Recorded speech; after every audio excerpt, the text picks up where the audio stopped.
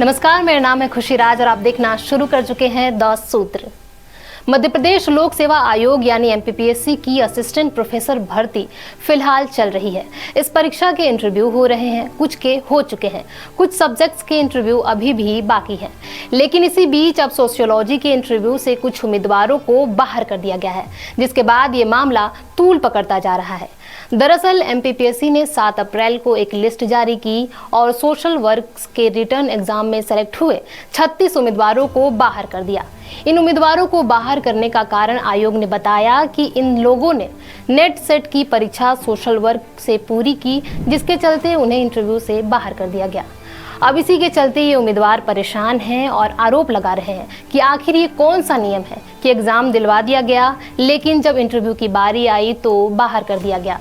उम्मीदवारों का कहना है कि समाजशास्त्र में नेट नहीं है और सोशल वर्क में भी नेट नहीं है, जबकि सोशल वर्क और एंथ्रोपोलॉजी समाजशास्त्र के ही सब्जेक्ट्स हैं और इन नोटिफिकेशन में भी लिखा हुआ है।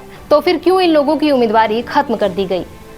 उम्मीदवारों ने जब इस पूरे मामले को लेकर आरटीआई से जानकारी मांगी तो और भी हैरान करने वाले खुलासे हुए। अब जरा आरटीआई में आयोग क्या जवाब दे रहा है वो भी जान लीजिए। सवाल है, क्या सोशल वर्क के स्टूडेंट असिस्टेंट प्रोफेसर के लिए पात्र हैं? जवाब में मिलता है सोशल वर्क के पीजी और नेट क्वालिफाइड कैंडिडेट्स एमपी में सहायक प्राध्यापक समाजशास्त्र पोस्ट के लिए पात्र हैं। दूसरा सवाल है, राज्य पात्रता परीक्षा साल 2022 की विज्ञप्ति में मान्यता प्राप्त स्नातकोत्तर उपाधि शामिल थी, लेकिन राज्य पात्रता परीक्षा साल 2022 के विज्ञापन में मान्यता प्राप्त स्नातकोत्तर डिग्री की सूची में समाज कार्य में स्नातकोत्तर उपाधि शामिल नहीं है। क्या इसका मतलब ये है कि समाज कार्य में डिग्री वाले राज्य पात्रता के लिए मान्य नहीं है?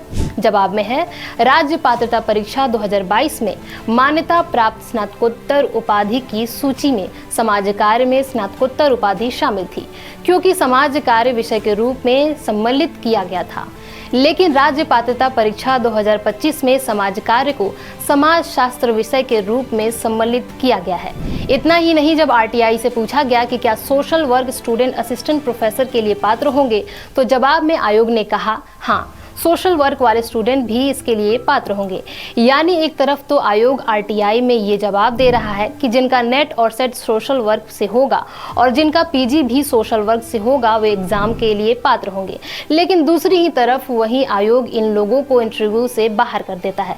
अब ये स्टूडेंट एमपीपीएससी से सवाल कर रहे हैं कि नेट सेट सोशल वर्क से है तो इनमें गलत क्या है? इसका जवाब ये उम्मीदवार नहीं जान पाए हैं।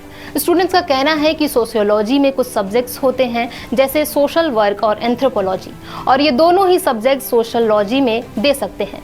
इसी के चलते तो इन उम्मीदवारों ने 4 अगस्त 2023 को ये परीक्षा दी थी, फिर अचानक उन्हें बाहर क्यों कर दिया गया?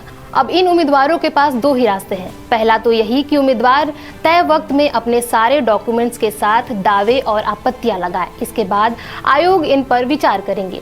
दावे पुख्ता होंगे तभी जाकर इसकी दावेदारी मजबूत होगी।